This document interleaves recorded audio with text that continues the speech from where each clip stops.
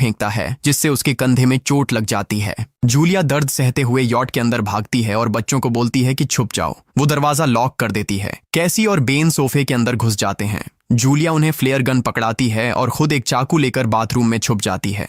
वो आदमी दरवाजे पर जोर जोर से धक्के मारता है और आखिर अंदर घुस ही जाता है। पहले वो थोड़ा खाना उठाता है और फिर यॉट में इधर उधर ढूंढने लगता है, फिर बाथरूम की तरफ जाता है, लेकिन जूलिया समझदारी से एक छोटे छेद से बाहर निकल जाती है। वो आदमी सोचता है कि जूलिया भाग गई, लेकिन जैसे ही वो धीरे से निकलने लगती है उसका कुत्ता उसे देख लेता है और भौंकने लगता है। कुत्ता उस पर झपटता है तो जूलिया चाकू से उसे मार देती है। कुत्ते की चीख सुनकर वो आदमी बाहर आता है और अपने कुत्ते की लाश देखकर आग बबूला हो जाता है। इस बीच जूलिया यॉट के दूसरे साइड से अंदर जाने की कोशिश करती है। वो ऊपर चढ़कर टूटी हुई खिड़की से अंदर घुसने लगती है, लेकिन वो आदमी पहले ही वहां पहुंच जाता है। वो उसे पकड़कर जोर से मुक्का मारता है जिससे वो नीचे गिर जाती है। जूलिया फर्नीचर पकड़कर बचने की कोशिश करती है, लेकिन वो आदमी उसे लात मारकर दूर फेंक देता है। फिर वो उसकी कलाई पर पैर रख देता है ताकि वो चाकू छोड़ दे और फिर उसके बाल पकड़कर उसका चेहरा जमीन पर दे मारता है और सोफे पर फेंककर उसका गला दबाने लगता है। बच्चे ये सब कुछ देख रहे होते हैं। कैसी बाहर निकलकर फ्लेयर गन चलाती है जो सीधा उस आदमी को लगती है। वो जल उठता है और यॉट में आग फैलने लगती है।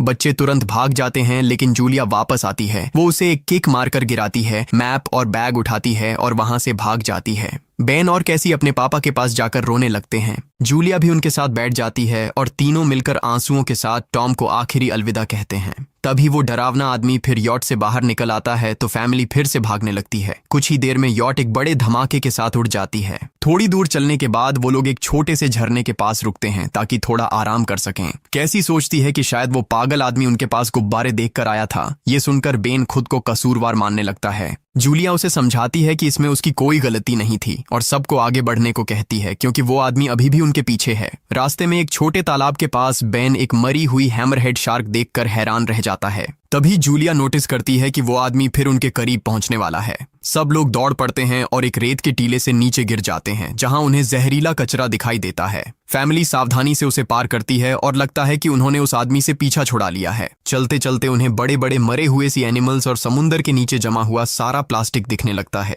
बेन धीरे धीरे चलने लगता है तो जूलिया समझ जाती है कि वो डिहाइड्रेशन के करीब है। वो सबको रुकने को कहती है। जब वो पानी की बोतल देखती है तो उसे झटका लगता है। बोतल में पानी लगभग खत्म हो चुका होता है। कैसी को एहसास होता है कि शायद उसने बोतल ठीक से बंद नहीं की थी। जूलिया गुस्से में चिल्लाती है कि उसकी लापरवाही की वजह से पानी खत्म हो गया। कैसी जवाब देती है, क्या फर्क पड़ता है, वैसे भी हम बचने वाले नहीं हैं। दोनों के बीच लंबी बहस होती है, फिर भी फैमिली आगे चलती रहती है। कुछ देर बाद उन्हें एक क्रैश हुआ प्लेन मिलता है। अंदर कुछ हिलता डुलता देख सब डर जाते हैं, लेकिन वो सिर्फ कुछ पक्षी होते हैं।